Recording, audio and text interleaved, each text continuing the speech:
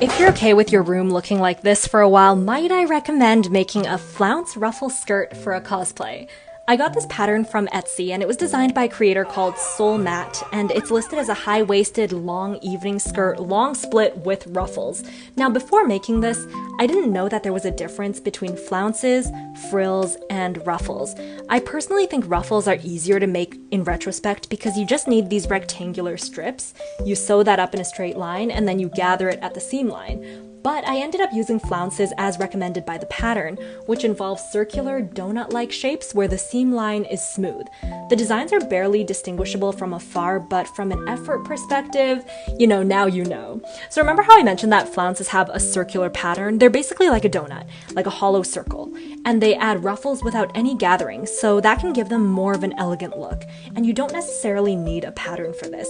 You just need to know that the inner curve of the circle is the one attached to the edge of your garment, and then the outer curve is the one that hangs down. Here's how the skirt looked before any decorations, and then it was time for me to decorate. I was looking around the fabric store for different types of trims, but in the end I couldn't really find anything that matched what I was looking for. And I was also concerned that if I were to add some type of trim, as elegant and beautiful as it might look, it might make it too heavy, and I wanted the skirt to have kind of an airy, gentle, soft and flowy quality to it. So instead of buying a trim and then sewing the trim on, I tried to keep it light by using a shiny white and a decorative stitch to sew this on. Now, for a long time, I was calling this machine embroidery, but then I learned that this is not embroidery at all. It's just called a decorative stitch, so that's what I will be calling it from now on. Then I realized my skirt needed much more poof because it was kind of just like sagging straight down as it does with gravity. So to make it poofy, I sewed on 2 or 3 layers of tulle, and then it was time for decorations.